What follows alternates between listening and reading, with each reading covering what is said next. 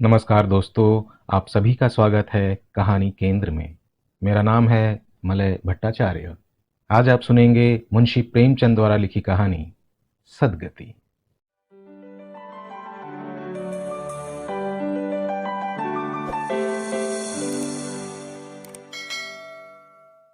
दुखी चमार द्वार पर झाड़ू लगा रहा था और उसकी पत्नी झुरिया घर को गोबर से लीप रही थी।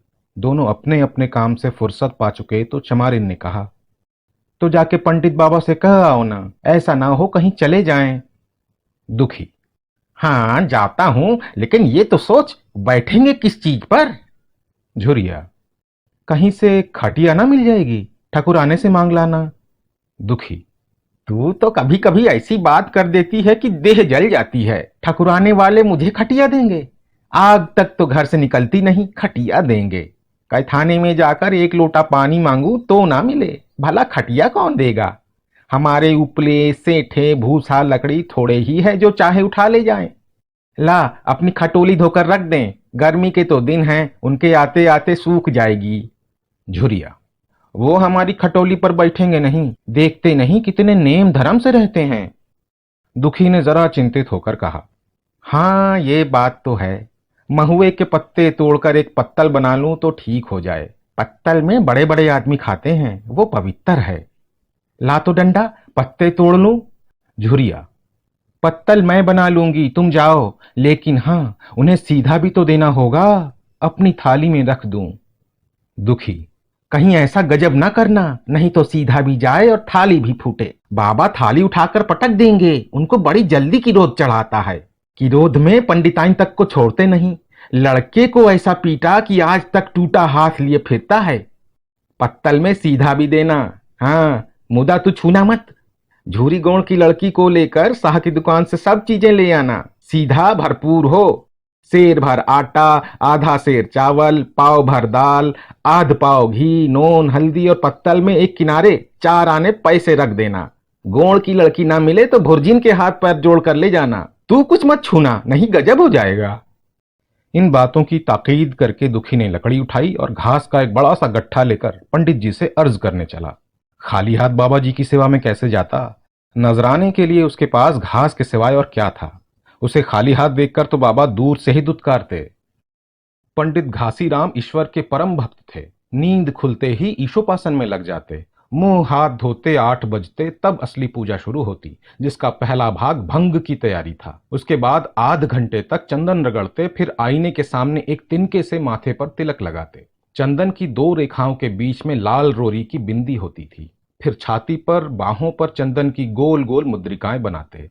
फिर ठाकुर जी की मूर्ति निकालकर उसे नहलाते, चंदन लगाते, फूल चढ़ाते, आरती करते, घंटी बजाते। 10 बजते बजते वो पूजन से उठते और भंग छानकर बाहर आते। तब तक 2-4 जजमान द्वार पर आ जाते। ईशोपासन का तत्काल फल मिल जाता। यही उनकी खेती थी। आज वो पूजन गृह से निकले तो देखा दुखी चमार घास का एक गट्ठा लिए बैठा है। दुखी उन्हें देखते ही उठ खड़ा हुआ और उन्हें साष्टांग दंडवत करके हाथ बांधकर खड़ा हो गया। वो तेजस्वी मूर्ति देखकर उसका हृदय श्रद्धा से परिपूर्ण हो गया। कितनी दिव्य मूर्ति थी! छोटा सा गोल मटोल आदमी, चिकना सिर, फूले गाल, ब्रह्म तेज से प्रदीप्त आंखें। रोरी और चंदन देवताओं की प्रतिभा प्रदान कर रही थी। दुखी को देखकर श्रीमुख से बोले, आज कैसे चला रे दुखिया? दुखी ने सिर झुकाकर कहा, बिटिया की सगाई कर रहा हूं महाराज, कुछ साइत सगुन विचारना है, कब मर्जी होगी? घासी, आज मुझे छुट्टी नहीं, हाँ सांझ तक आ जाऊंगा। दुखी, नहीं महाराज, जल्दी मर्जी हो जाए, सब सामान ठीक कर आया हूं, ये घास कहाँ रख दूं? घासी, इस गाय के सामने डाल दे और जरा झाड़ू लेकर द्वार तो साफ कर दे। ये बैठक भी कई दिन से लीपी नहीं गई, उसे भी गोबर से लीप दे, तब तक मैं भोजन कर लूं, फिर जरा आराम करके चलूंगा। हाँ ये लकड़ी भी चीर देना, खलिहान में 4 खांसी भूसा पड़ा है, उसे भी उठा लाना और भूसौल में रख देना। दुखी फौरन हुक्म की तामील करने लगा। द्वार पर झाड़ू लगाई, बैठक को गोबर से लीपा। तब तक 12 बज गए। पंडित जी भोजन करने चले गए। दुखी ने सुबह से कुछ नहीं खाया था। उसे भी जोर की भूख लगी, पर वहां खाने को क्या धरा था? घर यहां से मील भर था। वहां खाने चला जाए तो पंडित जी बिगड़ जाएं। बेचारे ने भूख दबाई और लकड़ी फाड़ने लगा। लकड़ी की मोटी सी गांठ थी जिस पर पहले ही कितने ही भक्तों ने अपना जोर आजमा लिया था। वो उसी दमखम के साथ लोहे से लोहा लेने के लिए तैयार थी। दुखी घास छीलकर बाजार ले जाता था, लकड़ी चीरने का उसे अभ्यास न था। घास उसके खुरपे के सामने सिर झुका देती थी। यहां कस कस कर कुल्हाड़ी का भरपूर हाथ लगाता, पर उस गांठ पर निशान तक न पड़ता था। कुल्हाड़ी उलट जाती थी। पसीने में तर था, हांफता था, थक कर बैठ जाता, फिर उठता था। आंखों तले अंधेरा हो रहा था, तितलियां उड़ रही थी, फिर भी अपना काम किए जाता था। सिर में चक्कर आ रहे थे। अगर एक चिलम तमाकू पीने को मिल जाती तो शायद कुछ ताकत आती। उसने सोचा, यहां चिलम और तमाकू कहाँ मिलेगी? ब्राह्मणों का पूरा है। ब्राह्मण लोग हम नीच जातों की तरह तमाकू थोड़े ही पीते हैं। सहसा उसे याद आया कि गांव में एक गोंड रहता है, उसके यहां जरूर चिलम तमाकू होगी। तुरंत उसके घर दौड़ा। खैर, मेहनत सफल हुई। उसने तमाकू भी दी और चिलम भी, पर आग वहां न थी। दुखी ने कहा, आग की चिंता ना करो भाई, मैं आता हूं। पंडित जी के घर से मांग लूंगा। वहां तो अभी रसोई बन रही थी। ये कहता हुआ वो दोनों चीजें लेकर चला आया और पंडित जी के घर में बरौठे के द्वार पर खड़ा होकर बोला, मालिक, रचिक आग मिल जाए तो चिलम पी लें। पंडित जी भोजन कर रहे थे। पंडिताइन ने पूछा, ये कौन आदमी आग मांग रहा है? पंडित, अरे वही ससुरा दुखिया चमार है। कहा है थोड़ी सी लकड़ी चीर दे, आग तो है, दे दो। पंडिताइन ने भवें चढ़ाकर कहा, तुम्हें तो जैसे पोथी पत्रों के फेर में धर्म कर्म किसी बात की सुधि ही नहीं रही। चमार हो, धोबी हो, पासी हो, मुंह उठाए घर में चला आए। हिंदू का घर ना हुआ कोई सराय हुई। कह दो दाढ़ीदार से चला जाए, नहीं तो इसी लुआठी से मुंह झुलस दूंगी। आग मांगने चले हैं। पंडित जी ने उन्हें समझा कर कहा, भीतर आ गया है तो क्या हुआ? तुम्हारी कोई चीज तो नहीं छुई। धरती पवित्र है, जरा सी आग क्यों नहीं दे देती? काम तो हमारा ही कर रहा है। कोई लानिया यही लकड़ी फाड़ता तो कम से कम 4 आने लेता। पंडिताइन ने गरज कर कहा, वो घर में आया ही क्यों? पंडित ने हार कर कहा, ससुरे का अभाग था और क्या। पंडिताइन, अच्छा, इस बखत तो आग दिए देती हूं, लेकिन फिर जो इस तरह कोई घर में आएगा तो उसका मुंह ही जला दूंगी। दुखी के कानों में इन बातों की भनक पड़ रही थी। पछता रहा था, नाहक आया। सच तो कहती हैं, पंडित के घर में चमार कैसे चला आए? बड़े पवित्र होते हैं ये लोग, तभी तो संसार पूछता है, तभी तो इतना मान है। भर चमार थोड़े ही हैं। इसी गांव में बूढ़ा हो गया, मगर मुझे इतनी अकल भी ना आई। इसलिए जब पंडिताइन आग लेकर निकली तो वो मानो स्वर्ग का वरदान पा गया। दोनों हाथ जोड़कर जमीन पर माथा टेकता हुआ बोला, पंडिताइन माता, मुझसे बड़ी भूल हुई कि घर में चला आया। चमार की अकल ही तो ठहरी। इतने मूर्ख ना होते तो लात क्यों खाते? पंडिताइन चिमटे से पकड़कर आग लाई थी। 5 हाथ की दूरी से घूंघट की आड़ से दुखी की तरफ आग फेंकी। आग की बड़ी सी चिंगारी दुखी के सिर पर पड़ गई। जल्दी से पीछे हटकर सिर को झोंटे देने लगा। उसने मन में कहा, ये एक पवित्र ब्राह्मण के घर को अपवित्र करने का फल है। भगवान ने कितनी जल्दी फल दे दिया। इसी से तो संसार पंडितों से डरता है और सबके रुपए मारे जाते हैं। ब्राह्मण के रुपए भला कोई मार तो ले, घर भर का सत्यानाश हो जाए, पांव गल गल कर गिरने लगे। बाहर आकर उसने चिलम पी और फिर कुल्हाड़ी लेकर जुट गया। खट खट की आवाजें आने लगी। उस पर आग पड़ गई तो पंडिताइन को उस पर कुछ दया आ गई। पंडित जी भोजन करके उठे तो बोली, इस चमरवा को कुछ खाने को दे दो, बेचारा कब से काम कर रहा है, भूखा होगा। पंडित जी ने इस प्रस्ताव को व्यवहारिक क्षेत्र से समझकर पूछा, रोटियां हैं? पंडिताइन, 2-4 बच जाएंगी। पंडित, 2-4 रोटियों में क्या होगा? चमार है, कम से कम शेर भर चढ़ा जाएगा। पंडिताइन कानों पर हाथ रखकर बोली, अरे बाप रे, शेर भर? तो फिर रहने दो। पंडित जी ने अब शेर बनकर कहा, कुछ भूसी चोकर हो तो आटे में मिलाकर 2 लिट्ट ठोक दो, साले का पेट भर जाएगा। पतली रोटियों से इन नीचों का पेट नहीं भरता, इन्हें तो ज्वार का लिट्ट चाहिए। पंडिताइन ने कहा, अब जाने भी दो, धूप में कौन मरे। दुखी ने चिलम पीकर फिर कुल्हाड़ी संभाली। दम लेने से जरा हाथों में ताकत आ गई थी। कोई आध घंटे तक फिर कुल्हाड़ी चलाता रहा, फिर बेदम होकर वहीं से पकड़कर बैठ गया। इतने में गोंड आ गया। बोला, क्यों जान देते हो बूढ़े दादा? तुम्हारे फाड़े ये गांठ ना फटेगी, नाहक हलाकान होते हो। दुखी ने माथे का पसीना पोंछ कर कहा, अभी गाड़ी भर भूसा ढोना है भाई। गोंड, कुछ खाने को मिला कि काम ही कराना जानते हैं? जाके मांगते क्यों नहीं? दुखी, कैसी बात करते हो चिखुरी, बामन की रोटी हमको पचेगी? पचने को पच जाएगी, पहले मिले तो। मूंछों पर ताव देकर भोजन किया और आराम से सोए। तुम्हें लकड़ी फाड़ने का हुक्म लगा दिया। जमींदार भी कुछ खाने को देता है, हाकिम भी बेगार लेता है तो थोड़ी बहुत मजूरी दे देता है। ये उनसे भी बढ़ गए, उस पर धर्मात्मा बनते हैं। दुखी, धीरे धीरे बोलो भाई, कहीं सुन ले तो आफत आ जाए। ये कहकर दुखी फिर संभल पड़ा और कुल्हाड़ी की चोट मारने लगा। चिखुरी को उस पर दया आई, आकर कुल्हाड़ी उसके हाथ से छीन ली और कोई आध घंटे खूब कस कस कर कुल्हाड़ी चलाई, पर गांठ में एक दरार भी न पड़ी। तब उसने कुल्हाड़ी फेंक दी और ये कहकर चला गया, तुम्हारे फाड़े ये ना फटेगी, जान भले निकल जाए।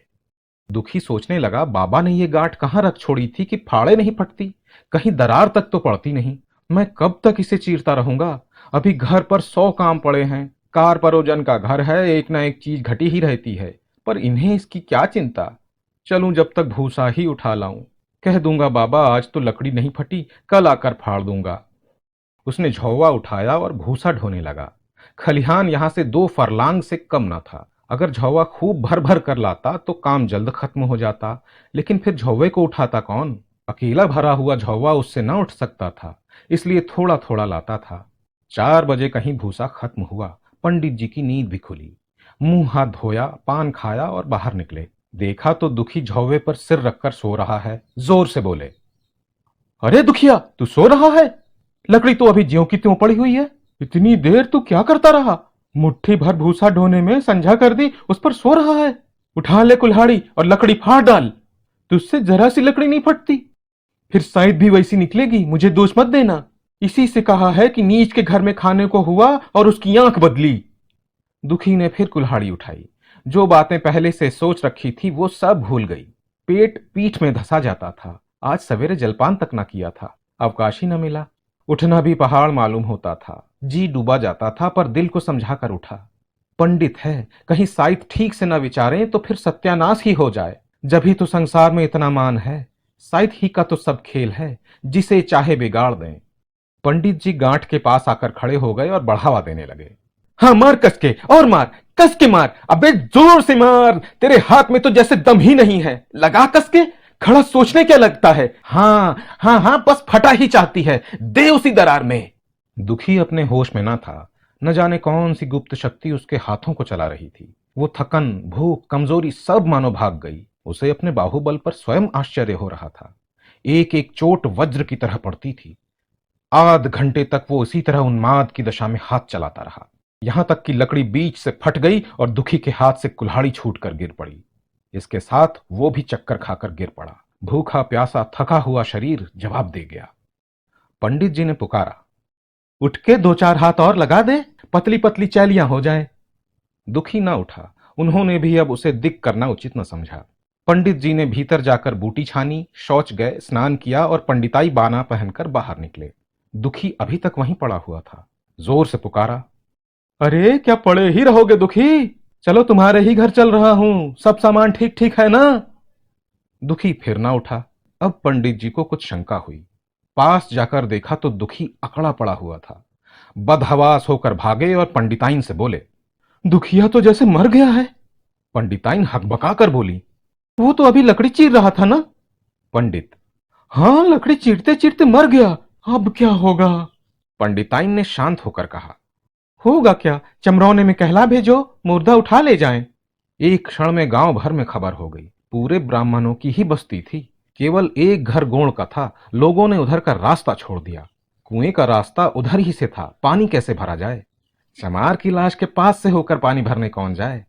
एक बुढ़िया ने पंडित जी से कहा, अब मुर्दा फिकवाते क्यों नहीं? कोई गांव में पानी पिएगा या नहीं? इधर गोण ने चमरौने में जाकर सबसे कह दिया, खबरदार मुर्दा उठाने मत जाना, अभी पुलिस की तहकीकात होगी। दिल लगी है कि एक गरीब की जान ले ली। पंडित होंगे तो अपने घर के होंगे, लाश उठाओगे तो तुम भी पकड़े जाओगे। इसके बाद ही पंडित जी पहुंचे, पर चमरौने का कोई आदमी लाश उठा लाने को तैयार ना हुआ। हाँ, दुखी की स्त्री और कन्या दोनों हाय हाय करती वहां से चली और पंडित जी के द्वार पर आकर सिर पीट पीट कर रोने लगी। उसके साथ 10-5 और चमारिनें थीं। कोई रोती थी, कोई समझाती थी, पर चमार एक भी न था। पंडित जी ने चमारों को बहुत धमकाया, समझाया, मिन्नत की, पर चमारों के दिल पर पुलिस का रौब छाया हुआ था। एक भी न मिनका। आखिर निराश होकर लौट आए। आधी रात तक रोना पीटना जारी रहा। देवताओं का सोना मुश्किल हो गया, पर लाश उठाने कोई चमार ना आया। और ब्राह्मण चमार की लाश कैसे उठाते? भला ऐसा किसी शास्त्र पुराण में लिखा है? कहीं कोई दिखा दे। पंडिताइन ने झुंझला कर कहा, इन डाइनों ने तो खोपड़ी चाट डाली, सबों का गला भी नहीं थकता। पंडित ने कहा, रोने दो चुड़ैलों को, कब तक रोएंगी? जीता था तो कोई बात ना पूछता था, मर गया तो कोलाहल मचाने के लिए सबकी सब आ पहुंची। पंडिताइन, चमार का रोना मनहूस है। पंडित, हाँ, बहुत मनहूस। पंडिताइन, अभी से दुर्गंध उठने लगी। पंडित, चमार था ससुरा की नहीं, खाद अखाद किसी का विचार है इन सबों को? पंडिताइन, इन सबों को घिन भी नहीं लगती। पंडित, भ्रष्ट हैं सब। रात तो किसी तरह कटी, मगर सवेरे भी कोई चमार ना आया। चमारिनें भी रो पीट कर चली गईं। दुर्गंध कुछ कुछ फैलने लगी। पंडित जी ने एक रस्सी निकाली, उसका फंदा बनाकर मुर्दे के पैर में डाला और फंदे को खींचकर कस दिया। अभी कुछ कुछ धुंधला था। पंडित जी ने रस्सी को पकड़कर लाश को घसीटना शुरू किया और गांव के बाहर घसीट ले गए। वहां से आकर तुरंत स्नान किया, दुर्गा पाठ पढ़ा और घर में गंगा जल छिड़का। उधर दुखी की लाश को खेत में गीदड़ और गिद्ध, कुत्ते और कौवे नोच रहे थे। यही जीवन पर्यंत की भक्ति, सेवा और निष्ठा का पुरस्कार था।